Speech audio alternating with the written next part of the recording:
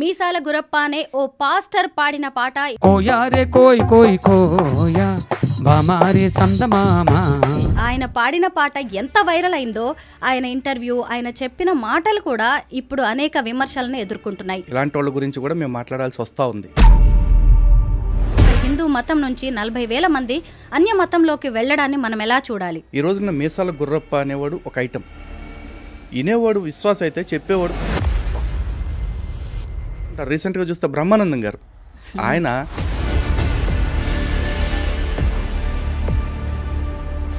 మరి హిందూ మతంలో ఉన్న పురాణాల సంగతి ఏంటి, ఇతిహాసాల సంగతి ఏంటి, మన ధర్మాన్ని ఎందుకు జీర్ణించుకోలేక ఇలాగా పక్క మతంలో వాక్యాలను విని వెళ్తున్నారంటారా? బ్రహ్మ ఎంత నీచుడు, ఎంత భయంకరుడో అర్థమైంది. అరే మీ దేవుళ్ళకి మీ దేవుళ్ళ తానండి వెళ్ళి, ఒరే బ్రహ్మ ఇదేం పండ్రని అడగండి వెళ్ళి. రాముడికి తండ్రి భూతమా గుర్రమా? అంజనాదేవి భర్త ఎవరంటే కేసరి. వాయుపుత్రుడైనా సరే లేక శివుడి వీర్యం వల్ల రెండిట్లో ఎట్ట పుట్టినా సరే ఇది వ్యభిచారమే. ఇది అక్రమ సంబంధాల పుట్టిన పుట్టుక. వీళ్ళు ఎంత అరాచకంగా హిందూ దేవుళ్ళని నిత్యం దూషిస్తూ ఉన్నారు. అసలు వీళ్ళకున్న అర్హతలేంటి? ఇప్పుడు అలాంటి క్వశ్చన్స్ బైబిల్లో మాకు బోల్డ్ ఉన్నాయండి. యేసు అనేవాడు ఎవరికి పుట్టాడు? ఇంతమందితో తిరిగి కనిందని చెప్పబడుతున్నా మరి యేసుకు చరిత్ర పెట్టుకుని యేసుని దేవుడు అనుకుంటున్నారు. ఈ పాస్టర్లందరూ కూడా ఆధ్యాత్మిక హంతకులు. ఏడుకొండలవాడు కొలువై ఉన్న తిరుమలలో కూడా అన్యమత ప్రచారం జరుగుతోంది. అక్కడికి వెళ్ళి కూడా హిందువులను మతం మార్చాలి అనే ఆలోచన ఎందుకు వస్తుంది వీళ్ళకి? అశుద్ధం తినే పందికి కూడా కొన్ని లిమిటేషన్స్ ఉంటాయి. పైకి వీళ్ళందరూ ఏం చెప్తారు? వ్యభిచారం చేయరాదు అంటాడు. వ్యభిచారం చేస్తున్న పాస్టర్ల లిస్ట్ ఎంత చూపిస్తాను.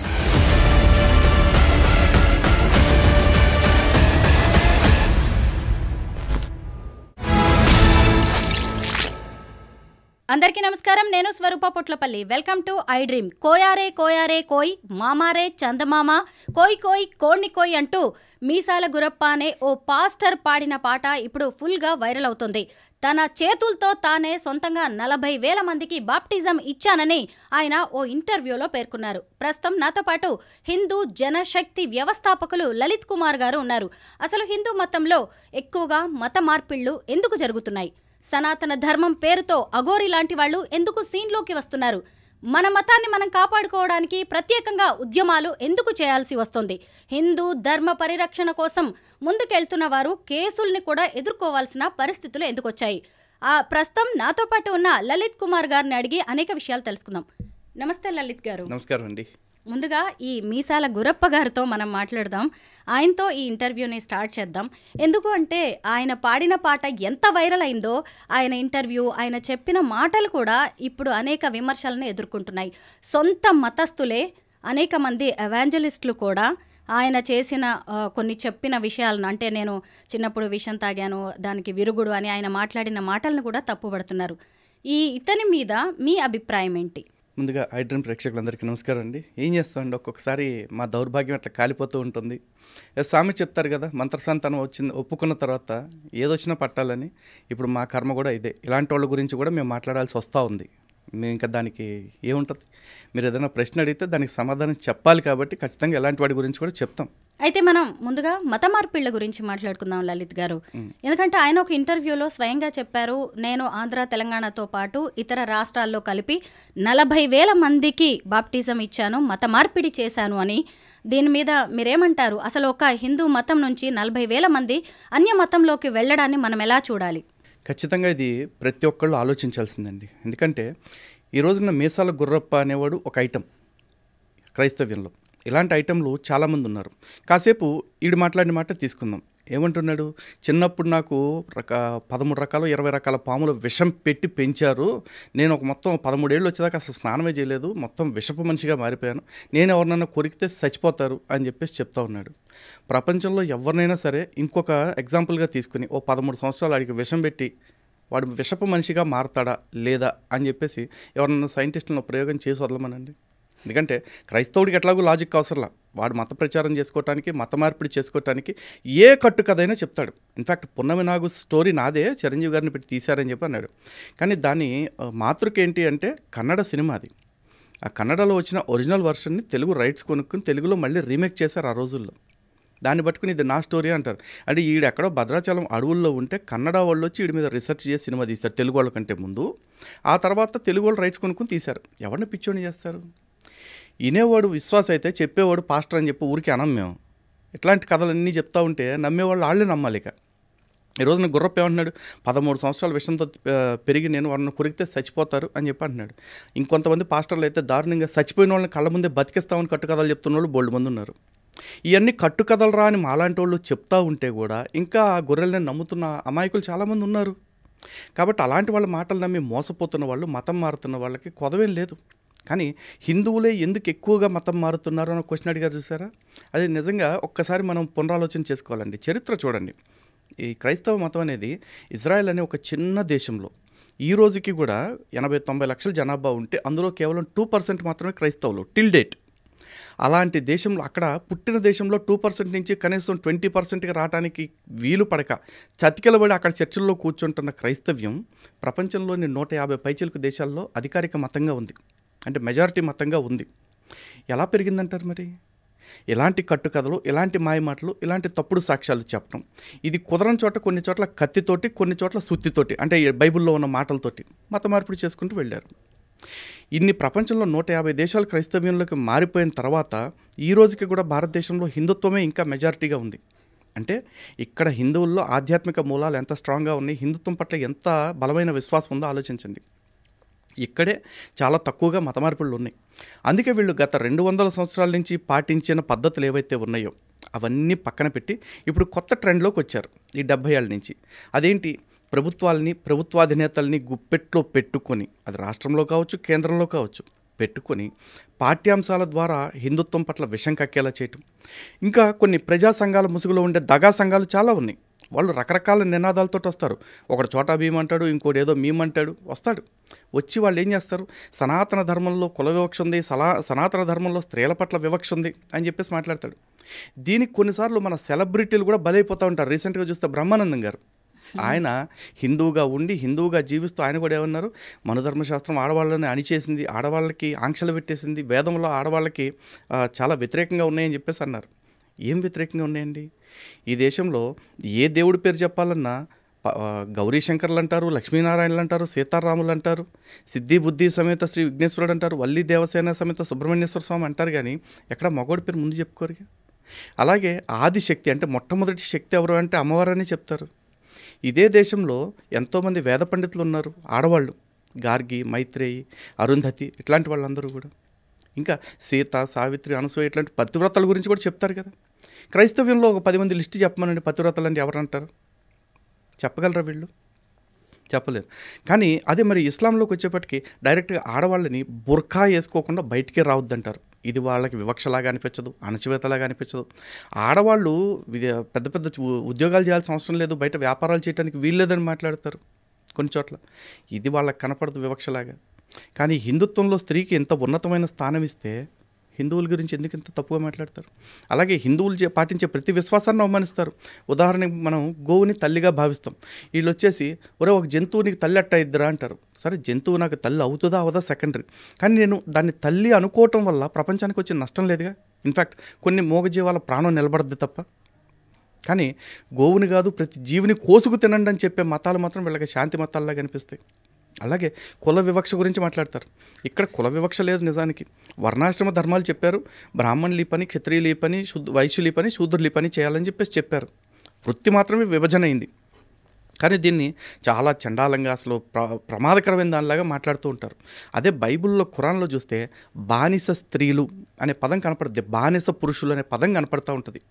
ఖురాన్లో అయితే ఒక స్త్రీ నీకు ఎంతగా నచ్చినప్పటికీ ఆమె అల్లాను నమ్మి విశ్వసించినంత వరకు ఆమె కంటే విశ్వాసురాలైన ఒక బానిస స్త్రీ ఎంతో మేలైనది అంటాడు. అసలు ఈ బానిస స్త్రీలు అనే కాన్సెప్ట్ ఎందుకు వచ్చింది మరి? ఎవడన్నా అడుగుతాడా నీ మత గ్రంథంలో బానిస స్త్రీ అని ఎందుకు ఉంది అని? అలాగే క్రైస్తవ్యంలో బానిసలుగా తెచ్చుకున్న స్త్రీలలో పురుష స్పర్శ ఎరిగిన వారిని అందరినీ చంపేసి పురుష స్పర్శ ఎరుగని వారిని అంటే ఫ్రెష్ క్యాండిడేట్స్ అందరినీ మీ కొరకై అట్టి పెట్టుకున్నాను వాళ్ళ దేవుడే స్వయంగా చెప్పాడు. అలాగే కూతుర్ని స్వయంగా బానిసగా అమ్ముకోవచ్చని చెప్పాడు. అలాగే బానిసని యజమాని కొట్టితే వాడు చచ్చిపోతే పెద్ద పాపం కాదు, వాడు ఒకవేళ బతికితే మాత్రం వాడిని బానిసత్వం నుంచి వదిలేయాలంటాడు. ఏమైంది? ఇవన్నీ ఎవరికి ఎందుకు తప్పుగా కనపడవు? అంటే హిందుత్వం మీద ఒక సిస్టమేటిక్ అటాక్ చేస్తూ ఉంటారు. ఇందులో హిందువుల చేతనే హిందుత్వం అంటే తప్పుడుది అని అనిపించేలాగా వీళ్ళ ప్రవోకింగ్. వాళ్ళ దానిలో ఉన్న అబద్ధాలని మనలాంటి వాళ్ళు ఎవరో ఒకళ్ళిద్దరు మాట్లాడతారు. కానీ మన దానిలో లేని అబద్ధాలని ప్రతి క్రైస్తవుడు, ప్రతి ముస్లిము, ప్రతి నాస్తికుడు, ప్రతి అంబేద్కర్వాది ప్రచారం చేస్తూ ఉంటాడు. సో 10 సార్లు ప్రచారం చేస్తే ఒకే అబద్ధాన్ని అది నిజమై కూర్చుంటుందని గోబెల్స్ థియరీ ఒకటి ఉంది. ఆ గోబెల్స్ ప్రచారమే వీళ్ళు చేస్తున్నారు. అటువంటి ప్రచారానికి హిందువులు బలైపోతున్నారు. ఈరోజు చూద్దామండి, చాలామంది ఇదిగో మీ మతంలో కుల వివక్ష ఉంది కాబట్టి చాలామంది క్రైస్తవ్యంలోకి మారిపోతున్నారు అంటున్నారు. క్రైస్తవ్యం కంటే ముందు 1000 సంవత్సరాల క్రితమే ఇస్లాం వచ్చింది. ఆ ఇస్లాం కూడా మాది చాలా ఉన్నతమైన ధర్మం, మాది మానవ ధర్మం, సర్వమానవ సౌభ్రాతృత్వం అని చెప్తారు. మరి ఈ వివక్షను ఎదుర్కొంటున్న వాళ్ళంతా ఇస్లాంలోకి అప్పుడు ఎందుకు మారలా? నిజంగా హిందుత్వం మీద వాళ్ళకి ద్వేషం ఉంటే. ఏ వర్గానికి కూడా హిందుత్వం మీద, సనాతన ధర్మం మీద ద్వేషం లేదండి. ఆ ద్వేషాన్ని వీళ్ళు ఇప్పుడు పుట్టిస్తున్నారు, వీళ్ళు పెంచి పోషిస్తున్నారు. వీళ్ళకి కొంతమంది అమాయక హిందువులు బలైపోతున్నారు. ఈ రోజున అమెరికా అతిపెద్ద వలస దేశం. అమెరికాలో నేటివ్స్ ఎవరు లేరు. ఇప్పుడు రకరకాల దేశాల నుంచి వచ్చి స్థిరపడ్డ వాళ్ళందరూ కలిపి ఒక దేశంగా ఏర్పడ్డారు. అలాంటి దేశాలు ప్రపంచంలో చాలా ఉన్నాయి. వాళ్ళ దగ్గరికి వెళ్ళి అడిగితే అమెరికా ఫస్ట్ అని చెప్పేసి చెప్తారు వాళ్ళు. అలాగే మీ దేశానికి ఇంత చరిత్ర ఉందని తెలుసా అంటే, మాకు తెలుసు, వీఆర్ ప్రౌడ్ ఆఫ్ ఇట్ అని చెప్పేసి చెప్తారు. కానీ మన ధర్మంలో, మన దేశంలో కొంతమంది హిందువుల దగ్గరికి వచ్చి, అరే బాబు భారతదేశం ఎంత గొప్పదో తెలుసా, అసలు సనాతన ధర్మానికి ఎంత గొప్ప చరిత్ర ఉందో తెలుసా అంటే, ఏం గొప్ప చరిత్ర అండి, మాదంతా అప్పట్లో మా వాళ్ళు కుల వివక్ష చూపించి ఆ కులాన్ని తొక్కేశారు, ఈ కులాన్ని తొక్కేశారు అంటాడు. నిజానికి వీడికి అక్కడ ఏం జరిగింది ఎవరికి తెలియదు. ఈరోజు సతీ సహగమనం గురించి మాట్లాడతారు పెద్దవాళ్ళు అందరూ చాలా తోపుల్లాగా. సతీ సహగమనం ఎక్కడ జరిగింది? ఒక 10 ఇన్సిడెంట్స్ రికార్డెడ్గా చూపించమని చెప్పండి. ఎక్కడా చూపించరు. పోనీ హిందూ గ్రంథాల్లో ఎక్కడైనా లిఖితపూర్వకంగా ఉందా? వేదాల్లో కానీ, ఉపనిషత్తుల్లో కానీ, ఇతిహాసాల్లో కానీ, పురాణాల్లో కానీ ఎక్కడా లేదు. కానీ హిందూ ధర్మం అంటే స్త్రీలను చంపేస్తారు, బలవంతంగా భర్త చనిపోతే భర్తతో పాటు తోసేస్తారంటారు. ఎక్కడ తోశారు? భర్తతో పాటే కనుక చనిపోయిన వాళ్ళని అందరినీ తోసేయాలి అంటే పాండవుల్ని కుంతి ఎలా పెంచారు? రీసెంట్గా శంకరాచార్యుల వారి తండ్రి చనిపోయారు. మరి ఆర్యాంబ శంకరాచార్యుల వారిని ఏ విధంగా పెంచారు? విధవరాలకు బతికే అధికారం లేదంటారు కదా వీళ్ళు. తప్పుడు ప్రచారాలండి. లలిత్ కుమార్ గారు, ఈ మీసాల గురప్ప గారు చెప్పిన మాటల్లో ఇంత వేల మందిని మీరు ఎలా మత మార్పిడి చేశారు అన్నప్పుడు, నా వాక్యం ద్వారా, నా సువార్త ద్వారా అది వినే ఎంతోమంది మా మతంలోకి వచ్చారు అని చెప్పారు. మరి హిందూ మతంలో ఉన్న పురాణాల సంగతి ఏంటి, ఇతిహాసాల సంగతి ఏంటి, మన ధర్మాన్ని ఎందుకు జీర్ణించుకోలేక ఇలాగా పక్క మతంలో వాక్యాలను విని వెళ్తున్నారంటారా? వాక్యాలను వింటే నేను మారిపోతానండి, మంచి మాటలు చూపిస్తే.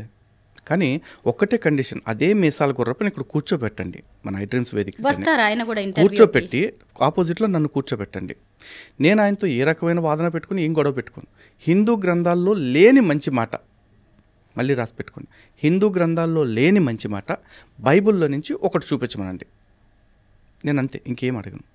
హిందూ గ్రంథంలో, బైబిల్లో లేని మాటలు హిందూ గ్రంథాల్లో ఉన్న మంచి మాటలు ఇన్ని చూపిస్తా ఆయన ముందే.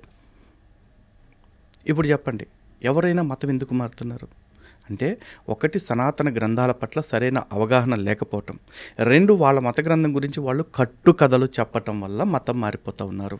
ఈరోజు మనకి ఇతిహాసాలు ఉన్నాయండి. ఇతిహాసం అంటే ఏంటి? It's a history. ఇది ఇలాగే జరిగింది అని చెప్పటం. ఇతిహాసం అంటే దాని అర్థమే ఇది ఇలాగే జరిగింది అని. ఆ జరిగిన సంఘటనల్ని మనం చరిత్రగా చూడట్లా, మనం కథల్లాగా చూస్తున్నాం. పురాణం అనేది మైథాలజీ. పురాణం అంటే ఇది యథాతథంగా జరిగింది అని కాదు. అలా జరుగుంటే పురాణానికి కూడా ఇతిహాసం అనే పేరు పెట్టేవాళ్ళు. కానీ పురాణం యొక్క లక్ష్యం ఏంటి అంటే, పురాణం ద్వారా వేదంలో చెప్పబడ్డ విలువలు ఏవైతే ఉన్నాయో వాటిని కథారూపంలో చెప్పారు. శంకరాచార్యులు వారు చెప్పారు, కథారూపేణ మహతాం పురుషార్థ ప్రవర్తకం అని చెప్పేసి. వేదం చెప్పిన చతుర్విధ పురుషార్థాలను సాధించాలి అనే లక్ష్యాల్ని కథల రూపంలో అర్థమయ్యేలాగా చెప్పాలనుకున్నారు. కానీ ఈ పురాణంలో చెప్పిన కథల్ని మనం నిజమని నమ్ముతున్నాం.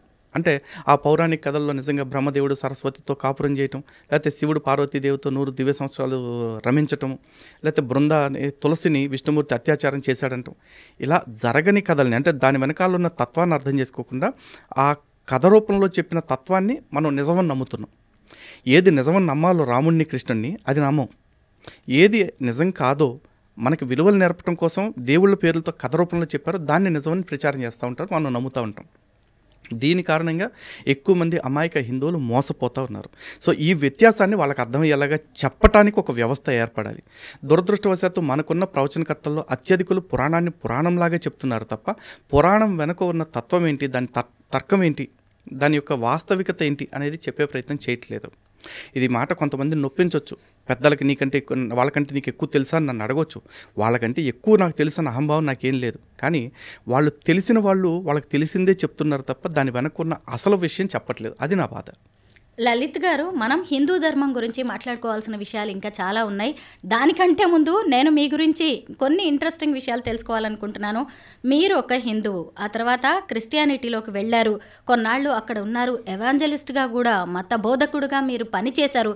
ఆ తర్వాత మళ్ళీ ఘర్ వాపసి. మీ జీవితంలోనే ఇంత జరిగింది మతానికి సంబంధించి. ఎందుకు మీరు ఇలాంటి స్టెప్స్ తీసుకోవాల్సి వచ్చింది? మీ జీవితంలో ఇన్ని మత మలుపులు ఎందుకున్నాయి? బహుశా సనాతన ధర్మాన్ని పాటిస్తున్నాను కాబట్టి ఇది ఇలా జరిగింది అనుకుంటున్నాను అండి. బుద్ధి కర్మానుసారిని. మన జీవితంలో మనం చేయాల్సిన కర్మలు ఏ విధంగా ఉంటాయో మన బుద్ధి మమ్మల్ని ఆ విధంగా నడిపిస్తుందని నేను నమ్ముతున్నాను.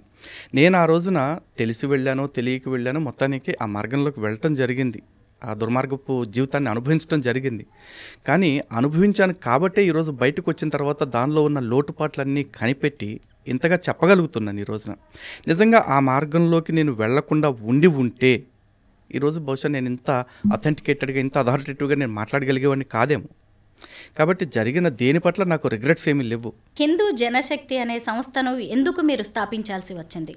దాని లక్ష్యం ఏంటి? ఏం చేస్తుంటారు ఈ సంస్థ ద్వారా? తప్పకుండా అండి.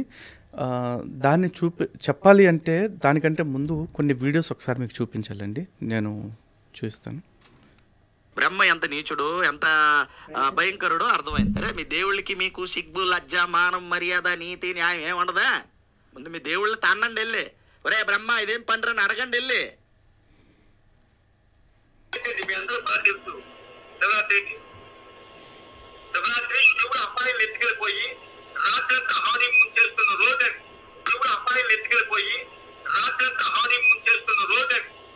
ఆ జాగ్రత్త చూడండి, శివరాత్రి అంటే శివుడు అమ్మాయిలను ఎత్తుకెళ్ళిపోయి హనీమూన్ చేసుకున్న రోజు అంట. ఈ బతుకులు. దశరథుడికి పుడితే సూర్య వంశస్థుడు అవుతాడు రాముడు, లక్ష్మణుడు, ఇంకా మిగిలిన ఇద్దరు తమ్ముళ్ళు. వాళ్ళు అసలు ఈ వంశానికి పుట్టినోలే కాదు, భూతం వచ్చి పాయసం ఇస్తే పుట్టారు. కాబట్టి వాళ్ళది సూర్యవంశం కానే కాదు. దొంగ మాటలు ఆడుతున్నారు. వీళ్ళది సూర్యవంశం కానే కాదు, భూత వంశం వాళ్ళది. కాబట్టి భూతాలకు పుట్టినోళ్ళు. మొదట ఏం చేసిందా మరి కౌశల్య గారు గుర్రం దగ్గరికి వెళ్ళింది. ఇప్పుడు ఈ నలుగురికి గుర్రము తండ్రా, భూతము తండ్రా? ఆలోచించండి ఒకసారి, ఎంత బాగుందో. వాళ్ళ గ్రంథాలే చెప్పే. ఇప్పుడు చెప్పండి, రాముడికి తండ్రి భూతమా, గుర్రమా? అసలు దశరథుడికి కొడుకుగా పుట్టే లేదు. దశరథుడి వంశస్థుడే కాదు రాముడు. ఎందుకంటారు? రాముడిదే సూర్యవంశం కానే కాదు. ఎందుకంటే భూత వంశం, భూతమే తీసుకొచ్చి ఏమిచ్చిందంటే పాయసం ఇచ్చింది. ఇప్పుడు రాముడిది ఏ వంశం అవ్వాలి? అయితే భూత వంశం అవ్వాలి, లేదా గుర్రం వంశం అవ్వాలి. ఇప్పుడు చెప్పండి, రాముడి తండ్రి గుర్రమా, భూతమా? ఇప్పుడు తేల్చుకోండి. మీ దేవీ దేవతలు వీళ్ళందరినీ చూసుకుంటే ఎవడు పుట్టుక మంచిది? చిచి, గుర్రం. అంజనాదేవి భర్త ఎవరంటే కేసరి. వాయుపుత్రుడైనా సరే లేక శివుడి వీర్యం వల్ల రెండిట్లో ఎట్ట పుట్టినా సరే ఇది వ్యభిచారమే. ఇది అక్రమ సంబంధాల పుట్టిన పుట్టుకే.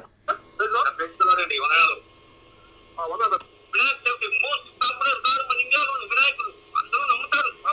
హిందువులందరూ వినాయకుడు స్టోరీగా తీసుకెళ్తే బాత్రూమ్ ప్రాబ్లం వల్ల ఆయన పుట్టాడు.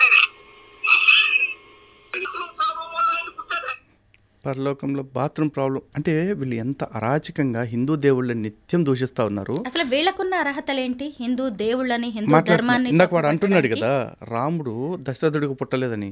ఇప్పుడు అలాంటి క్వశ్చన్స్ బైబిల్లో మాకు బోల్డ్ ఉన్నాయండి. యేసు అనేవాడు ఎవరికి పుట్టాడు? యోసేబ్ అనే అతని కొడుకుగా ఎంచబడతాడు అని చెప్పారు. నిజానికి యోసేబ్కి మేరీకి శారీరక సంబంధం రాకముందే పుట్టాడు అంటారు. ఆ పుట్టింది ఎవరి సంబంధం వల్ల అంటే పరిశుద్ధాత్మ వలన కలిగిన గర్భం అంటారు. మరి ఇప్పుడు యేసుకి తండ్రి ఎవరు? యోసేబా, పరిశుద్ధాత్మ? యోసేమో నా తండ్రి యెహోవా అని చెప్పుకున్నాడు. మరి యెహోవానా? ముగ్గురు తండ్రులు. కానీ చరిత్ర ఏం చెప్తుంది? తాల్ముడ్ ప్రకారం చూసుకుంటే రోమన్ సైనికుడు ప్యాంతర్ అనేవాడితో పడుకొని మేరీ అనే ఆమె యేసుని కనిందని చెప్పేసి ఒక ఇది ఉంది, థియరీ. అలాగే అగస్టస్ అనే ఒక రాజు ఉన్నాడు. ఆ రాజుతో పడుకుని యేసుని కనింది అని చెప్పేసి ఇంకొక కథ ఉంది. ఆన్లైన్లో దొరుకుతున్నాయి ఇవన్నీ కూడా. ఆక్టేవియస్ అంటారు అతన్ని. ఆ తర్వాత క్వింటోలస్ అని చెప్పేసి ఇంకొక అతనితో గడిపి యేసుని కనిందని చెప్పేసి ఇంకొక కథనం ఉంది. ఇంతమందితో తిరిగి కనిందని చెప్పబడుతున్న మరి యేసుకు చరిత్ర పెట్టుకుని యేసుని దేవుడు అనుకుంటున్న వీళ్ళు రాముడి గురించి, రాముడి యొక్క పుట్టుక గురించి మాట్లాడతారు. శివుడి గురించి, శివరాత్రి పండుగ గురించి మాట్లాడతారు వీళ్ళు. వినాయకుడిని దూషిస్తారు, ఆంజనేయ స్వామిని అవమానిస్తారు, ఇంతమందిని అవమానిస్తుంటారు. మరి మేము స్పందించొద్దా? వీళ్ళని క్వశ్చన్ చేయడానికి, వీళ్ళకి రిటార్ట్ ఇవ్వటానికి అప్పట్లో హిందూ సమాజం నుంచి ఎవరు లేరు. కారణం ఏంటంటే హిందువులకి బైబిల్ తెలియకపోవటం వల్ల. ఎందుకంటే ఒక ప్రపంచ ప్రఖ్యాతిగాంచిన ఒక నానుడు ఉందండి, ఎవరైతే బైబిల్ పట్టుకుని తిరుగుతాడో వాడు విశ్వాస అవుతాడు, ఎవడైతే బైబిల్ ప్రచారం చేస్తూ ఉంటాడో వాడు పాస్టర్ అవుతాడు, ఎవడైతే బైబిల్ చదువుతాడో వాడు ఎక్స్ క్రిస్టియన్ అవుతాడు. ఎందుకంటే ఆ బైబిల్ కరెక్ట్గా చదివితే దానిలోంచి ఎవడైనా బయటకు వస్తాడు. మేము వచ్చినట్టే అంతే. బైబిల్ నిండా అంత దారుణమైన పదాలు ఉన్నాయి. ఉదాహరణకి యెహెజ్కేలు గ్రంథంలో యెహోవాకి 2 భార్యలు అని చెప్తారు, ఓహోలా ఓహోలిబా అని చెప్పేసి. అవి 2 పట్టణాల పేర్లని తర్వాత వీళ్ళు ఏదో స్టోరీ చెప్తారు దానిలో. ఆ 2 నగరాలు కూడా విపరీతం, అంటే యెహోవా భార్యలు ఇద్దరు కూడా విపరీతమైన వ్యభిచారం చేస్తూ ఉంటారు. దాన్ని యెహోవానే చెప్తాడు, వీరు తన యవ్వన కాలమందు విటుకాండ్ర చేత తమ చన్నులు నలిపించుకొనలేదా, వీడు గాడిద వంటి పురుషాంగములు, గుర్రం వంటి స్కలనములు గల విటుకాండ్రతో సుఖించట్లేదా అని చెప్పేసి అంటాడు. అవి పదాలు బైబిల్లో ఎందుకు ఉన్నాయండి? గాడిద పురుషాంగాలు, లేకపోతే గుర్రం వంటి స్కలనాలు, చన్నులు ఏంటిది బైబిల్ అనుకుంటున్నారు? ఏమనుకుంటున్నారు మీరు? మత గ్రంథంగా ప్రచారం చేస్తున్న పుస్తకంలో ఇన్ని పెట్టుకుని మీరు హిందూ గ్రంథాల కాడికి వచ్చేప్పటికీ హిందూ గ్రంథాలని బూతు గ్రంథాలని, హిందూ దేవుల కథల్ని బూతు కథలని విషప్రచారం చేస్తున్నారు. అది చాలామంది హిందువులు నమ్ముతున్నారు. వీటితో పాటు హిందువులకి ఇక్కడ అతిపెద్ద ప్రాబ్లం ఏంటంటే, చాలామందికి భారతదేశంలో కొంత అవగాహన రాహిత్యము, ఇంకొంత పేదరికం కారణంగా గ్రామాల్లో ఏంటంటే ఏదైనా ఆరోగ్య సమస్య వచ్చినప్పుడు వాళ్ళకి హాస్పిటల్స్కి వెళ్ళటం ఇదంతా ఇప్పుడున్నట్లు అప్పట్లో పూర్వకాలం లేదు. సో ఆ రోజుల్లో వీళ్ళు ఏం చేసేవాళ్ళు అంటే, మేము ప్రార్థన చేస్తామని చెప్పేసి ప్రార్థన చేసి ప్రేయర్ ఆయిల్లో ఏదో ఒక టాబ్లెట్లు కలిపేసి ఇవ్వటం ఏదో చేసేవాళ్ళు. దాంతో వాళ్ళకి ఏదో కాస్త జ్వరం ఉపశమించడం, లేదా తలనొప్పి తగ్గటం జరిగితే, అబ్బో నిజంగా యేసు ఉన్నాడు కాబట్టి మాకు తగ్గింది అంటూ ప్రచారం చేస్తారు. ఈరోజు కూడా చూడండి, కల్వరి చర్చ్ అని ఇక్కడ హైదరాబాద్లోనే ఉంది. అక్కడ కొబ్బరి నూనె అమ్ముతారు, ప్రేయర్ ఆయిల్ అని చెప్పేసి. అలాగే కల్వరి టెంపుల్ అని బెల్లంపల్లిలో ఇంకోటి ఉంది, అక్కడ కర్చీఫ్లు అమ్ముతారు, ప్రేయర్ కర్చీఫ్స్. వరంగల్లో ఒక చర్చ్ ఉంది, అక్కడ బలూన్స్ ఇస్తారు, ప్రార్థన చేసిన బలూన్స్ అని చెప్పేసి. మామూలు బెలూన్స్లేండి ఇస్తారు. మరి ఇవన్నీ ఇస్తూ ఉన్నారు. ఇవన్నీ ఇస్తున్నప్పుడు వాళ్ళు ఏమనుకుంటారు, ఓకే 1,00,000 మందిలో 1000 మంది నమ్మినట్టు వాళ్ళకి. ఇలాంటి మాయమాటలు చెప్తూ కల్వరి సతీష్ నెలకి 3,500 మందిని మతం మారుస్తున్నాడంట. దాదాపు సంవత్సరానికి ఇప్పటివరకు 30 లక్షల మందిని ఎంతమందిని మార్చాలని చెప్తున్నాడు ఓపెన్గా. మరి ఇలాంటి వాళ్ళందరినీ ఎవరు అబ్జెక్షన్ చేస్తారు? సో వీళ్ళు చేస్తున్న మోసాలు ఇవి, వీళ్ళ గ్రంథాల్లో ఉన్న వాస్తవాలు ఇవి అని చెప్పేసి నాలాంటి వాళ్ళు వచ్చి ఎక్స్పోజ్ చేయటం మొదలుపెట్టారండి. మేము ఎక్స్పోజ్ చేయటం మొదలుపెట్టిన తర్వాత ఇప్పుడు వీళ్ళ ఆగడాలకి కొంత అడ్డుకట్ట పడింది. ఇదివరకు అంత ఉధృతంగా వీళ్ళు మత మార్పిడి చేయలేకపోతున్నారు. అండ్ మోరోవర్ మేము వచ్చిన తర్వాత ఇప్పటికీ అనేక మంది తిరిగి సనాతన ధర్మంలోకి వచ్చేస్తున్నారు. క్రైస్తవ్యంలోకి మారిన వాళ్ళు కూడా వీళ్ళు చేస్తున్న మోసాలు, వీళ్ళు చెప్తున్న అబద్ధాలు అన్నీ తెలుసుకుని. ఈ రోజున వ్యవస్థలు కూడా ఎంత నిద్రాణంగా ఉన్నాయంటే, భారతదేశంలో drugs and magical remedies act, drugs and cosmetics act అని 2 యాక్ట్స్ ఉన్నాయి, చట్టాలు. అందులో మిస్లీడింగ్ అడ్వర్టైజ్మెంట్స్ లేకపోతే మిస్లీడింగ్ స్టేట్మెంట్స్ ఇచ్చేవాళ్ళు ఎవరైతే ఉన్నారో వాళ్ళ మీద చట్టపరంగా కేసులు పెట్టాలి. కానీ బాహాటంగా స్వస్థత సభల పేరుతోటి మేము రోగాలు తగ్గిస్తాం, రొస్టులు తగ్గిస్తాం అంట. నిన్న మొన్న ఒకడు ఉన్నాడు, అమతేజ అని ఒక ఫ్రాడు, వాడు అరటిపండు ఇస్తాను, అరటిపండు తింటే పిల్లలు పుడతారు మీకు అని చెప్పేసి అంటున్నాడు. ప్రార్థన చేసేస్తే రోగాలు తగ్గించేస్తాను, ఎయిడ్స్, క్యాన్సర్, యాంథ్రాక్స్లు ఏంటేంటో తగ్గించేస్తానంటాడు. మరి ఇన్ని మాట్లాడుతున్న వాళ్ళు అయితే ఓ పని చేయండి, మీరు అన్ని హాస్పిటల్స్ మూసేసి, గవర్నమెంట్నే డిమాండ్ చేస్తున్నా, అన్ని హాస్పిటల్స్ మూసిపారేసి చర్చి పాస్టర్లని ఊరికో 10 మందిని పెట్టేసేయండి. ఎవరైనా సరే వీళ్ళ దగ్గరికి వచ్చి ప్రార్థన చేయించుకోవాలి. రోగం ఒక్కడికి తగ్గకపోయినా ఈయన కాల్చి పాడేస్తామని చెప్పేసి పెట్టండి, రూలు పెట్టరు. వీళ్ళు ఏమంటారు, పాస్టర్లు కూడా అందరికీ తగ్గుద్దని గ్యారంటీ ఇవ్వలేమండి, విశ్వాసం ఉండాలి అని చెప్పేసి అంటాడు. విశ్వాసం ఉంటే నువ్వు చెప్పేది ఏంటి? ఆల్రెడీ విశ్వాసంలోకి వచ్చి క్రైస్తవ్యంలో ఉన్న ఎంతోమంది విధవరాళ్ళని నేను చూపిస్తా. మరి వాళ్ళందరూ భర్తలు ఎందుకు పోగొట్టుకున్నారు? ఎంతోమంది బిడ్డలు పోగొట్టుకున్న క్రైస్తవులు నేను చూపిస్తా, వాళ్ళందరూ బిడ్డలు ఎందుకు పోగొట్టుకున్నారు? అంటే క్రైస్తవ్యం అనేది వీళ్ళు చెప్పేది ఏంటంటే 1 టైం సెటిల్మెంట్. ఎవడైతే మతం మారకుండా ఉంటాడో, హిందూగా ఉంటాడో అలాంటి వాడికి ఒకసారి రోగం తగ్గిస్తారు. వాడు ఆ మతంలోకి మారే ముందు వాడికి రోగం తగ్గిందంటారు. కారణం ఏంటంటే తగ్గిన వాళ్ళకి మాత్రమే వీళ్ళు సాక్షులుగా చూపిస్తారు. తగ్గని వాళ్ళు ఎంతమంది ఉంటారు వాళ్ళ గురించి చెప్పరు. కొండకు వెంట్రుకేస్తారు, వస్తే కొండ, పోతే వెంట్రుక. ప్రతి హిందూ దగ్గరికి వెళ్తారు, అమ్మ మా దేవుడిని నమ్ముతారా, ప్రార్థన చేస్తే తగ్గాక అంటారు. సరే అంటాడు, వాడికి అవసరం ఆ నిమిషానికి కాబట్టి. వీడికి ఏం కావాలి, తగ్గిందనుకోండి వాడు మతం మారుతాడు, తగ్గలేదనుకోండి సర్లే అమ్మ మీరు ఇంకా విశ్వాసం బలపడాలి అని చెప్పి వచ్చేస్తాడు.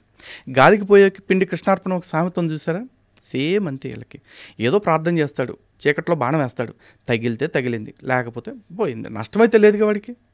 సో ఈ విధంగా ఎక్కువ మందిని మత మార్పిడి చేస్తున్నారు. మత మార్పిడి అనే కంటే కూడా ఆధ్యాత్మిక హత్యలు చేస్తున్నారు వీళ్ళు. ఈ పాస్టర్లు అందరూ కూడా ఆధ్యాత్మిక హంతకులు. లలిత్ కుమార్ గారు, మీరు ఎవాంజలిస్ట్గా ఎంతోమందికి సాక్ష్యం చెప్పారు, సువార్త చెప్పారు. ఇలా మీరు ఇది కరెక్ట్ కాదు, నేను చేయాల్సిన పని ఇది కాదు అని చెప్పి మీకు మీరు సెల్ఫ్ రివ్యూ చేసుకునే సంఘటన ఏదైనా ఉందా? ఎందుకు మళ్ళీ మీరు వెనక్కి రావాలి అనుకున్నారు? యాక్చువల్లీ నేను క్రిస్టియానిటీకి వెళుతున్న విషయం నాకే తెలియదండి. యవ్వన చాపల్యం అంటారు కదా, ఇంచుమించు అట్లాంటిది. ఎందుకంటే 9 ఏళ్ళు ఎలా ఉండగలిగారు ఆ మతంలో? బాగుంది, సౌకర్యంగా ఉంది, అన్నీ అందుతున్నాయి. అంటే ఎలా అంటే సౌకర్యం అంటే? సౌకర్యంగా అంటే ఇప్పుడు బహుశా ఇప్పుడు చెప్తే నా మీద ఒపీనియన్స్ మారిపోతాయి. క్రిస్టియానిటీలో అందరు పాస్టర్లు ఏ విధంగా ఎంజాయ్ చేస్తున్నారు, నేను అట్లాగే ఎంజాయ్ చేశాను. ఎలా ఎంజాయ్ చేస్తారు పాస్టర్స్? అయ్యాడ వాళ్ళకి తెలుసులేండి. ఇప్పుడు మళ్ళీ చెప్తే నీకు ఏమైనా సాక్ష్యాలు ఉన్నాయి అంటారు, మళ్ళీ మనోభావాలు దెబ్బతింటే అంటారు కదా. చెప్తున్నా కదా, ఎంజాయ్మెంట్ ఏంటి చెప్తున్నా నా మీద ఒపీనియన్ నేను పోగొట్టుకోలేను కాబట్టి చెప్పలేను ఇప్పుడు అవన్నీ కూడా. బట్ సీరియస్లీ ఒకటి చెప్తానండి, నేనైతే ఖచ్చితంగా దాని నుంచి బయటకు రావడానికి కారణం ఏంటంటే నేను ఏ విధంగా క్రైస్తవుడిగా మారాను అంటానికి నాకు స్టోరీ రాసుకున్నా. అది నిజంగా నా జీవితంలో జరగల, కానీ తప్పుడు సాక్ష్యం చెప్పుకుంటూ చాలాసార్లు నేను మతం ఈ కారణంగా మారాను అది ఇదని చెప్తూ తిరిగా. ఇన్ఫ్యాక్ట్ ఇంకొక విషయం ఏంటంటే నాతో పాటు ఎవరైతే కూడా వచ్చేవాళ్ళు ఉన్నారో వాళ్ళందరూ కూడా సాక్ష్యాలు చెప్పేవాళ్ళు. అందరం కూడా మేము సరదాగా కూర్చొని నవ్వుకునేవాళ్ళం. ఎరా నీ జీవితంలో ఇట్లా జరిగిందా అంటే ఊరిక బాబాయ్ ఏదో చెప్తాం వేదిక ఎక్కినప్పుడు అట్లా అనేవాళ్ళు. చాలామంది క్రైస్తవులు చెప్పే సాక్ష్యాలన్నీ కూడా సొల్లే, వాళ్ళ జీవితంలో జరగవు. ఇంకోటి ఏంటంటే వీళ్ళందరిలో కొంతమంది ఎవరైతే నిజంగా జరిగిపోయింది అద్భుతాలు అనుకుంటారో వాళ్ళందరికీ కూడా కొన్ని మానసిక సమస్యలు ఉంటాయండి. గాడ్ కాంప్లెక్స్ కావచ్చు, స్కిజోఫ్రీనియా కావచ్చు, ఇట్లాంటివన్నీ కూడా.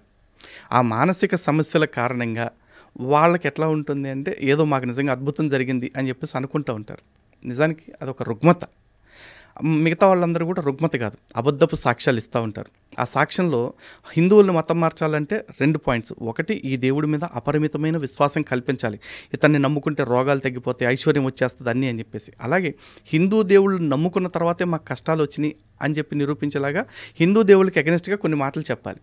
కానీ బుర్ర పెట్టి ఆలోచిస్తే ప్రతి భారతీయుడికి అర్థమవ్వాల్సింది ఏంటంటే కొన్ని లక్షల సంవత్సరాలుగా, కొన్ని తరాలుగా భారతదేశంలో అదే దేవుళ్ళు నమ్ముతున్నారు కదా, మరి వాళ్ళందరూ అద్భుతంగా ఉన్నారు కదా. భారతదేశం ప్రపంచానికి పూజగదిగా నిలిచింది కదా, అన్నపూర్ణగా ఉంది కదా, రత్నగర్భగా ఉంది కదా.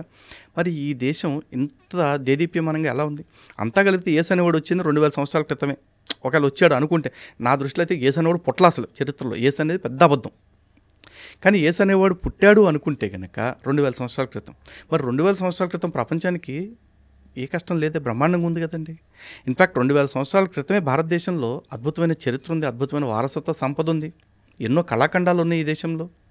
ఈ దేశంలో రామాయణ భారతాలు ఉన్నాయి, భారత భాగవతాలు ఉన్నాయి. మరి వీటన్నిటిలో యేసు అనే పాత్ర ఎక్కడా లేదు కదా. అయినా కూడా అద్భుతంగా విలువలు నేర్చుకున్నాం. ఈ దేశంలో పతివ్రతలు ఉన్నారు, సీత, సావిత్రి, అనసూయ, అరుంధతి లాంటి పేర్లు చెప్పుకుంటూ వెళ్తే లక్షల్లో ఉంటారు.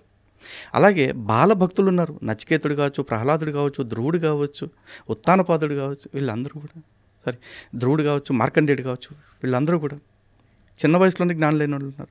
బోల్డ్ అంతమంది ఋషులు ఉన్నారు, వశిష్ఠుడు, వ్యాసుడు, అంగీరసుడు, గౌతముడు, విశ్వామిత్రుడు. వీళ్ళెవరికి యేసు అనే పేరు కూడా తెలియదు, బైబిల్ ముఖం కూడా తెలియదు. వీళ్ళందరికీ జ్ఞానం ఎక్కడి నుంచి వచ్చింది మరి? లలిత్ గారు, చాలామంది సినీ స్టార్స్ కూడా హిందూ మతాన్ని వదిలేస్తూ ఉన్నారు. ఫర్ ఎగ్జాంపుల్ మనం కొంతమందిని మాట్లాడుకోవచ్చు. ముఖ్యంగా జయసుధ గారు, ఆ తర్వాత దివ్యవాణి గారు కావచ్చు, నగ్మ, అలాగే ఆనంద్ హీరో రాజా గారు, ఆయనైతే ఇంకా పాస్టర్. ఇలా ఎందుకంటే జనం ఫాలో అవుతూ ఉంటారు సినీ స్టార్స్ని, వాళ్ళని ఒక ఐకాన్స్గా చూస్తారు. మతం విషయంలో కూడా ఇలా సినిమా వాళ్ళ ఎఫెక్ట్ ఉంటుందంటారా? నేను ఉంటుందని అయితే నేను అనుకోవట్లేదండి. ఉంటుందన్న ఆశతోటి వాళ్ళు తీసుకొస్తూ ఉంటారు. నిజంగా వీళ్ళందరూ కూడా ఇప్పుడు మీరు చెప్పిన పేర్లు ఎవరైతే ఉన్నారో వాళ్ళందరూ అన్నం తింటుంటే, రోజులో ఒక్క పూటైనా అన్నం తింటుంటే, అంటే విసర్జించిన అశుద్ధాన్ని కాకుండా అన్నమే తింటున్నామని నమ్మితే, బైబిల్ ప్రచారకుల వీడియోలు నేను చూపిస్తాను. అసలు సినిమా చూడటం అనేది సాతాను క్రియ, సినిమాలు చూడటానికి వీల్లేదు అని చెప్పి అంటారు. మరి ఆ సిగ్గు లేకుండా అట్లాంటి మాటలు చెప్తున్న పాస్టర్ని అడుగుతున్నా, ఒరే నువ్వు ఇన్ని సోదికథలు చెప్పావు కదా, మరి ఈ సినిమా నటుల దగ్గరికి వెళ్ళి ఏ రోజైనా సినిమాల్లో చూడటం తప్పు కదమ్మా, సినిమాల్లో యాక్ట్ చేయడం దానికంటే పెద్ద తప్పు, మీరు యాక్ట్ చేస్తేనే కదా చూసేవాళ్ళు చూస్తారు, కాబట్టి ఫస్ట్ మీరు నటన మానేయండి అని వాళ్ళకి చెప్తారా? చెప్పరు. సిగ్గు లేకుండా, అసలు నిజంగా మేము అన్నం తింటున్నాం అనే జ్ఞానమే లేకుండా అలాంటి వాళ్ళని తీసుకొచ్చి మళ్ళీ సాక్ష్యాలు చెప్పిస్తూ ఉంటారు.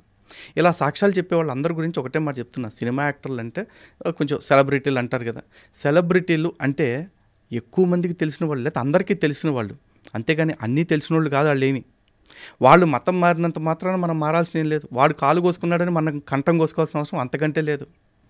దివ్యవాణి మారారు, జయసుధ మారారు, లేకపోతే ఇంకెవడో మారాడు, గోచిగడి మారాడు, గన్నయ్యగడి మారాడు అంటే మారుతారు. ఎవడి ప్రాబ్లమ్స్ ఆడికి. మోసపోవటానికి ఏమైనా పారామీటర్స్ ఉంటాయా అండి? వీడు మోసపోవాలి, వీడు మోసపోకూడదని చెప్పేసి. వాళ్ళు మోసపోయి ఉండొచ్చు, లేదా బహుశా వాళ్ళ ప్రలోభపడి ఉండొచ్చు, దేనైనా అవసరాలకి ఆశపడి ఉండొచ్చు. అరే ఈ మతంలోకి పోతే నాకు ఇన్ని డబ్బులు వస్తాయని నమ్ముండొచ్చు. అక్కడ సుఖపడుతున్నారేమో, ఎవరికి తెలుసు? తెలియదు కదా. వాళ్ళు మారారు కాబట్టి ఇంకెవరో మారతారని నేనైతే అనుకోవట్లేదండి. కలియుగ వైకుంఠం తిరుపతి, ఏడుకొండలవాడు కొలువై ఉన్న తిరుమలలో కూడా అన్యమత ప్రచారం జరుగుతోంది. అక్కడికి వెళ్ళి కూడా హిందువులను మతం మార్చాలి అనే ఆలోచన ఎందుకు వస్తుంది వీళ్ళకి? వీళ్ళకి అది ఇది అని లేదండి. శ్రీశ్రీ గారి కవిత్వం ఏదో చెప్తారు కదా, కుక్క పిల్ల అగ్గిపుల్ల కాదేది కవితకి అనర్హం అని చెప్పేసి. వీళ్ళకి అదేం లేదు. వీళ్ళు అన్నిటిని అన్ని చోట్ల మతం మార్చడం కోసమే బతుకుతూ ఉంటారు. ఇప్పుడు ఏదో అశుద్ధం తినే పందికి కూడా కొన్ని లిమిటేషన్స్ ఉంటాయేమో బహుశా. వీళ్ళకి అటువంటి లిమిటేషన్స్ ఏమీ ఉండవు. ఏమన్నంటే అచ్చోసిన ఆంబోతుల్లాగా ఏమంటారు, మాకు భారత రాజ్యాంగం హక్కు ఇచ్చింది, ఆర్టికల్ 25 మాకు స్వేచ్ఛ ఇచ్చింది అంటారు. ఆర్టికల్ 25 నీకు ఎంతవరకు స్వేచ్ఛ ఇచ్చింది? నీ చేతికర్ర నా ముక్కును తాకనంతవరకే నీకు స్వేచ్ఛనిచ్చింది. నీ మతాన్ని గురించి చెప్పుకోవటానికి మాత్రమే నీకు స్వేచ్ఛనిచ్చింది. వచ్చి నా మతం గురించి దుష్ప్రచారం చేయడానికి నీకు స్వేచ్ఛనివ్వాల. కానీ మొన్న క్రిస్మస్కి కూడా వీళ్ళు కరపత్రాలు వేసుకుంటూ వచ్చారు, మనం చేసే తీర్థయాత్రలు విగ్రహారాధనలు మనకు ఫలితం ఇవ్వమ్మా అని చెప్పేసి. మా యేసుని నమ్ముకుంటేనే నీకు రక్షణ కలుగుతుంది అన్నారు. యేసుని నేను 9 ఏళ్ళు నమ్మాను, నాకు ఏం రక్షణ కలిగింది అంటే, నాకు మందు అలవాటైంది, సిగరెట్ అలవాటైంది, అమ్మాయిలు అలవాటైంది, అబద్ధాలు అలవాటైంది, అన్నీ అలవాటైనాయి. యేసును వదిలిపెట్టేసిన తర్వాత ఈ 4 కూడా వదిలేసాను నేను. నిజంగా చర్చికి వెళ్తే ఈ సుఖాలకు అలవాటు పడి వెళ్ళాను. అక్కడికి వెళ్ళిన తర్వాత అర్థమైంది, ఓకే మనం తప్పు దారిలో వెళుతున్నాము. పైకి వీళ్ళందరూ ఏం చెప్తారు, వ్యభిచారం చేయరాదు అంటాడు. ఏ విచారం చేస్తున్న పాస్టర్ల లిస్ట్ ఎంత చూపిస్తానండి. చివరికి పోపు క్రైస్తవ లోకానంతటికీ కూడా ప్రపంచ పెద్ద అని చెప్పుకుంటారు. ఆ పోపు చర్చిల్లో పసిపిల్లల మీద జరుగుతున్న లైంగిక దాడులకి బహిరంగంగా క్షమాపణ చెప్పాడు. అందులో గే సెక్స్ మగపిల్లల మీద కూడా దాడులు చేస్తున్నారు వీళ్ళు, లైంగిక దాడులు. మైనర్ బాలుల మీద, మైనర్ బాలల మీద జరుగుతున్న దానికి పోప్ క్షమాపణ చెప్పాడు. ఎవడన్నా నేను మాట్లాడతాడా? తర్వాత నైజీరియాలో కుమాసి అని ఒక పాస్టర్ ఉన్నాడు. వాడు చర్చికి వచ్చిన ఆడవాళ్ళందరికీ కూడా పడుకోపెట్టి, వీడియోస్ ఉన్నాయి, మీరు పాస్టర్ కుమాసి వీడియోస్ అని కొట్టండి. నైజీరియాలో వచ్చిన ఆడవాళ్ళకి సెక్స్ పోస్చర్స్ నేర్పుతూ ఉన్నాడు. పాస్టర్ వెరోనికా అని ఒక పాస్టర్ ఉంది. ఆమె డైరెక్ట్గా తనది అనాయింటెడ్ వజైనా అని చెప్పేసి చెప్తూ, నాతో ఎవరైతే సెక్స్ చేస్తారో వాళ్ళకి వెంటనే పిల్లలు పుడతారు అని చెప్పేసి ప్రచారం చేస్తుంది. చర్చకు వచ్చే మగవాళ్ళు తనతో సెక్స్ చేయాలని. ఇవన్నీ చర్చల్లో జరుగుతుంది. కొన్నాళ్ళు హిందుత్వం నుంచి క్రిస్టియానిటీలోకి వెళ్ళారు, వెనక్కి వచ్చారు ధైర్యం చేసి. కానీ చాలామంది అక్కడికి వెళ్ళి అక్కడ ఇమ్మడలేక, హిందుత్వాన్ని ఆచరించలేక త్రిశంకు స్వర్గంలో ఉన్నట్టుగా ఉంటారు. అలా వెనక్కి రావాలనుకునే వాళ్ళకి మీరు చెప్పేదేంటి? నిజంగా నేను కూడా క్రిస్టియానిటీలోకి వెళ్ళేటప్పుడు చాలామంది అన్నారు, నువ్వు బాప్తిజం తీసుకున్నావు, బాప్తిజం తీసుకుని క్రైస్తవ్యాన్ని వదిలిపెట్టటువంటి మహాపాపం, దీనికి ప్రభువు నీకు తగిన శిక్ష వేస్తాడు అని చెప్పేసి అన్నారు. నాకు శిక్ష ఇస్తామేంటి ప్రభు? నేను 9 ఏళ్ళు దానిలో ఉన్నాను, బాప్తిజం తీసుకున్నాను, బయటకు వచ్చాను. బయటకు వచ్చి కూడా దగ్గర 10 ఏళ్ళు దాటిపోయింది. ఏంటి యేసు నన్ను ఏం చేయగలడు? నేను చెప్తున్నా, అసలు యేసు అనేవాడు ఉంటే కదా నన్ను ఏమన్నా చేయటానికి. దేవుళ్ళు అనేవాళ్ళు ప్రపంచంలో ఎంతమంది ఉండరండి. ఉండేది భగవంతుడు ఒక్కడే. ఒకవేళ నిజంగా హిందూ భగవంతుడు వేరే, క్రైస్తవులు దేవుడు వేరే, ముస్లింలకు దేవుడు వేరే ఉంటే, ఒకవేళ హిందువుల కంటే క్రైస్తవ దేవుడు గొప్పోడైతే, నాకు ఒక తలకాయ ఉంటే అడిగి 2 తలకాయలు ఉండాలి, నాకు 2 కళ్ళు ఉంటే అడిగి 4 కళ్ళు ఉండాలి అని ఉన్నాయా? లేవుగా. అందరం ఒకటే, అందరినీ పుట్టించింది ఒకటే, అందరూ తిరిగి పోయేది ఒక్కడి దగ్గరికే. కానీ ఆ ఒక్కడు సర్వశక్తిమంతుడు. ఆ శక్తిమంతుడు ఎట్లా ఉంటాడు? ఐశ్వర్యస్య సమగ్రస్య వీరస్య యశశ్రీయస్య వైరాగ్యస్య అని 6 లక్షణాలు, షడైశ్వర్యాలు భగవంతుడికి చెప్తారు. ఈ షడైశ్వర్యాల్లో అన్నీ ఉంటాయి భగవంతుడికి. నియామకాధికారం నుంచి యశస్సు, కీర్తి అన్నీ ఉంటాయి. అన్నిటికంటే మించి వైరాగ్యం ఉంటుంది. కారణం ఏంటి? భగవంతుడికి వైరాగ్యం ఎందుకు ఉంటుందంటే, అంతా నాదే అయినప్పుడు నాకు దేని మీద ఆశ ఉంటుంది? నా ఇంట్లో 100 కోట్లు ఉన్నాయండి, నాకు నా ఇంట్లో వస్తువు నేనే దొంగతనం చేసే అంత అవసరం నాకు ఉంటుందా? పోనీ నా ఇంట్లో వస్తువు, ఇది నా వస్తువే కదా, తీసి నా గదిలో పెట్టుకుంటే బాగుండు, అట్లా నాకేమైనా కోరిక ఉంటుందా? మొత్తం నాదే కదా, ఇల్లే నాదే అయినప్పుడు నాకు నచ్చిన వస్తువు నా గదిలో ఉండాలని కోరిక నాకేమైనా ఉంటుందా? ఏమీ ఉండదుగా. అందుకే హిందూ దేవుళ్ళు ఎక్కడా కూడా ఇదిగో నన్ను నమ్మకపోతే నిన్ను చంపేస్తా, నన్ను నమ్మకపోతే నిన్ను నరకంలో వేస్తా అంటూ బెదిరించరు. అదే మీరు ఖురాన్ బైబిల్ చూడండి, నన్ను నమ్మని వాళ్ళు ఎవరన్నా ఉంటే వాళ్ళని తీసుకొచ్చి మంటల్లో వేసేయండి, రాళ్లతో కొట్టి చంపేయండి అని చెప్పేసి దేవుడు స్వయంగా చెప్తాడు. ఓ పెద్ద నువ్వు తోపు పీకుడు గడివి కదా, మరి నువ్వే చంపొచ్చుగా. మమ్మల్ని మేమే కొట్టు చచ్చిపోమని చెప్పటం ఎందుకు? నిన్ను పూజించట్లేదని కదా నీ ప్రాబ్లము. నీకు ప్రాబ్లం ఉన్నప్పుడు నువ్వు చేయాలి అది, చంపటం బతిక నరకటం లాంటి. అంటే ఆ దేవుళ్ళు ఎవరు కూడా వైరాగ్యంతో లేరు. దేవుడిగా చెప్పబడే వాళ్ళకి విరాగతత్వం లేదు. ఆశతోటి కొట్టుకులాడుతూ ఉన్నారు. వాళ్ళు భక్తులను కూడా ఏ విధంగా ఆశ పెడతారు అంటే, ఇగో నువ్వు మంచి పనులు చేసేసి స్వర్గానికి వచ్చావనుకో, అక్కడ నీకు మంది కన్యల్ని 72 మంది కన్యల్ని ఇస్తాను, లేకపోతే మద్యం పారేసి అలయర్లు ఇస్తాను అని చెప్పేసి అంటాడు. అంటే ఏంటి, ఇక్కడ తాగొద్దు, అమ్మాయిలతో తిరగొద్దు, ఎందుకు తిరగొద్దు అంటే అక్కడికి వచ్చాక నీకు అమ్మాయిలను ఇస్తాను, ముందిస్తాను కాబట్టి. ఇది ఎక్కడ పరలోకం, ఇది ఎక్కడ స్వర్గం, నాకు అర్థం కావట్లేదండి. మనుషుల్ని మంచిగా బతకండి, మంచి చెయ్యండి, డూ గుడ్ బీ గుడ్, ఇలా చెప్పాలి కదా. సనాతన ధర్మం మొత్తం ఎప్పుడు కూడా సర్వే జనా సుఖినోభవంతో అంది, కానీ హిందూ జనా సుఖినోభవంతో ఎక్కడన్నా విన్నారా మీరు? ఉండదు. కానీ వీళ్ళు అలా కాదు, మా మతంలో ఉన్నవాడికే పరలోకానికి ప్రవేశం అంటారు. ఆ గుర్రప్పని తీసుకొస్తారో లేకపోతే ఇంకో ఎర్రప్పని తీసుకొస్తారో, తీసుకొచ్చి ఒరే నేను జీవితకాలం మంచి పనులే చేస్తా, నీ బైబిల్లో చెప్పిన ప్రతి మంచి పని చేస్తా, యేసుని నమ్మటం తప్ప నేను స్వర్గానికి వెళ్తానా వెళ్ళనా అని అడగండి. యేసుని నమ్మటం తప్ప బైబిల్లో చెప్పిన ప్రతి మంచి పని చేస్తారు, 100 ఏళ్ళు చేస్తారు. చచ్చేటప్పుడు యేసుని మాత్రం నమ్మను. తీసుకెళ్ళడా అడగండి, అప్పుడు తేలిపోద్ది దేవుడో కాదు. సికింద్రాబాద్ ముత్యాలమ్మ గుడి మీద దాడి తర్వాత అఘోరీ సీన్లోకి వచ్చింది. సనాతన ధర్మం, హిందూ ధర్మ పరిరక్షణ అంటూ దిగంబరంగా ఆమె చేసిన హల్చల్ ఏంటో చూసాం. అప్పుడు కూడా కొంత హిందూ మతం మీద, హిందూ ధర్మం మీద కొంత ట్రోలింగ్ అనేది జరిగింది. మీరేమంటారు ఈ అఘోరీ లాంటి వాళ్ళ మీద? మీ అభిప్రాయం ఏంటి? నాకేం పెద్ద అభిప్రాయం ఏం లేదండి. ఇప్పుడు ఏదో మార్కెట్లో చాలామంది వస్తుంటారు, పోతూ ఉంటారు. ఆవిడ వచ్చారు, ఏదో చేస్తానన్నారు, మొన్న ఏదో స్టేట్మెంట్ కూడా ఇచ్చారు కదా, నేను నరుకుతా సంపుతా అని చెప్పి అన్నారు కదా. ఆ నరికిన రోజున, చంపిన రోజున ఆవిడ గురించి మాట్లాడతాను నేనైతే నరుకుతా సంపుతా నేను స్టేట్మెంట్లు ఇవ్వను, నరకమని చంపమని చెప్పను. ఎందుకంటే ఈ దేశంలో ఏది జరుగుద్ది ఏది జరగదు అనే దాని మీద కనీస అవగాహన నాకు ఉంది. నాకు హిందుత్వాన్ని కాపాడుకోవటం అంటే హిందువులను కూడా కాపాడుకుంటూ వెళ్ళాలి. కాబట్టి నేను రెచ్చగొట్టే స్టేట్మెంట్ల కంటే కూడా ప్రాక్టికాలిటీకి ఎక్కువ ప్రయారిటీ ఇస్తాను. లవ్ జిహాద్ అనేది ఈ మధ్యకాలంలో ఎక్కువగా వినిపిస్తోంది. మతం పేరుతో, ముఖ్యంగా ప్రేమ పేరుతో ఈ మత మార్పిళ్ళు అనేవి ఎక్కువైపోయాయి. నేను ఈ మధ్య నాకు తెలిసిన సర్కిల్లో ఇంటర్ రిలీజియన్ మ్యారేజెస్ చేసుకున్న వాళ్ళలో హిందూ మతంలోకి వచ్చిన వాళ్ళకంటే ఇతర మతాల్లోకి వెళ్ళిపోయిన ఈ ప్రేమ జంటలే నాకు ఎక్కువగా కనిపించాయి. ఎందుకు ఇలా జరుగుతోందంటారు? మీరు అన్నారు కదండి లవ్ జిహాద్ ఈ మధ్య ఎక్కువగా వినిపిస్తున్నమాట అని. కాదండి, ఎక్కువగా జరుగుతున్న సంఘటనలు అవి. ఎక్కువ వినిపించడం మాత్రమే కాదు, జరుగుతున్నవే వినిపిస్తున్నాం. కాకపోతే చాలామంది ఏమంటారంటే లవ్ జిహాద్ టాపిక్ వచ్చినప్పుడు ప్రేమకు మతం ఏంటండి అని చెప్పేసి అంటారు. మేము కూడా అదే అంటున్నాం, ప్రేమకు మతం లేదు, కానీ పెళ్ళికి మతం కావాల్సి వస్తుంది వాళ్ళకి. కారణం ఏంటంటే ఖురాన్లోనే చాప్టర్ 2 వర్స్ 226లో చాలా క్లియర్గా చెప్తున్నారు, ఒక అవిశ్వాసురాలైన స్త్రీ నీకు ఎంతగా నచ్చినప్పటికీ ఆమె విశ్వసించి అల్లా మార్గంలోకి రానంత వరకు ఆమె కంటే విశ్వాసురాలైన ఒక బానిస స్త్రీ ఎంతో మేలైనది అని చెప్పేసి చెప్తాడు. అంటే నీకు ఎంత నచ్చినా సరే అమ్మాయి అల్లాని నమ్మనంత వరకు నీకు అమ్మాయి తగిన అమ్మాయి కాదు, నువ్వు చేసుకోవటానికి వీలు లేదు. స్పష్టంగా చెప్తుంది, వాళ్ళ మత గ్రంథం చెప్తుంది. వాళ్ళు అదే పని చేస్తున్నారు. అమ్మాయిల్ని ప్రేమించేటప్పుడు మనం అంతా ఒకటే, నువ్వు నేను సమానం, బొంగు బోషాను అన్నీ చెప్తారు. అయిపోయిన తర్వాత ఏముంటుందంటే పెళ్ళి చేసుకోవాలంటే మాకు ఈ క్లాజ్ ఉంది అంటారు. కొంతమంది ఏం చేస్తారు అతి తెలివిగా, పెళ్ళి చేసుకునేటప్పుడు కూడా హిందూ పద్ధతి, ఇస్లాం పద్ధతిలో చేసుకుంటారు. పెళ్ళై పిల్లలు పుట్టి ఇది ఇటు పోవటానికి దారి లేకుండా అయిపోయింది అనుకుని, అన్ని దారులు క్లోజ్ అయిపోయినాయి అనుకున్న తర్వాత నువ్వు మతం మారుతావా, నిన్ను వదిలేమంటావా, తలాకిచ్చేనా అని చెప్పేసి అంటాడు. చచ్చినట్టు మతం మారాల్సింది. అక్కడతో ఆపుతారా అంటే వాళ్ళతో ఆగట్లా, వాళ్ళ బంధువులు వాళ్ళను కూడా ఈ అమ్మాయిని చిత్రహింసలు పెట్టి వాళ్ళను కూడా మత మార్పిడి చేసే ప్రయత్నాలు చేస్తూ ఉంటారు. ఇక రొటీన్ కోర్సు జరిగిపోతూ ఉంది. కానీ మన చుట్టుపక్కల కళ్ళు మూసుకుని పాలు తాగుతున్న పిల్లలు ఎంతోమంది ఉన్నారు. వాళ్ళని మనం మేధావులు అంటాం. ఆ మేధావులు ఏం చేస్తూ ఉంటారంటే ఇలా ప్రేమకు మతాన్ని అంటగడతాం తప్పు, ఎంతోమంది హిందువుల ఆడపిల్లల్ని, ఎంతోమంది ముస్లిం ఆడపిల్లల్ని హిందువులు పెళ్లి చేసుకోవట్లేదా అంటారు. చేసుకుంటే ఏమవుతుంది, ఆ చీకటి బుర్కాల్లో నుంచి చక్కగా చీరకట్టులోకి వస్తున్నారు. ఆ బుర్కా బందీ మాట నుంచి బయటకు వచ్చి బొట్టు కాటుకతో కళకళలాడుతున్నారు. అది ఇక్కడ మ్యాండేటరీ కాదు మతం మార్చడం అనేది. ఇక్కడ హిందువుగా మారితేనే పెళ్లి చేసుకో అని చెప్పేసి ఏ మత గ్రంథంలో అయినా ఉంటుందా? ఎక్కడా కనపడదు. కానీ అక్కడికి వెళ్ళాలి అంటే హిందూ ఆడపిల్ల కంపల్సరీ మతం మారాలి. మరి ఏం చేస్తాం? దీనికి మేము లవ్ జిహాద్ అని పేరు పెట్టుకున్నాం. ఇది ఒకవేళ కొంతమంది మేధావులకి పేరు ఇబ్బంది అయితే లవ్ జిహాద్ అని కాకపోతే ఇంకో పేరు మీరే సజెస్ట్ చేయండి. కానీ ప్రేమ పేరుతోటి మత మార్పిడి జరుగుతుందా లేదా అది దాన్ని ఒప్పుకోవటానికి సిద్ధపడండి ఫస్ట్. అంతేగాని ఏదో హిపోక్రసీ, ఏదో సెలెక్టివ్ సింపతిలు మా దగ్గర చూపించొద్దు. ఎందుకంటే మీరు కళ్ళు మూసుకుని పాలు తాగుతున్నారు, మేము కళ్ళు తెరిచి ప్రపంచాన్ని చూస్తున్నాం, వాస్తవాలను చూస్తున్నాం. మనం చిన్నప్పటి నుంచి కూడా పరమత సహనం పాటించాలి.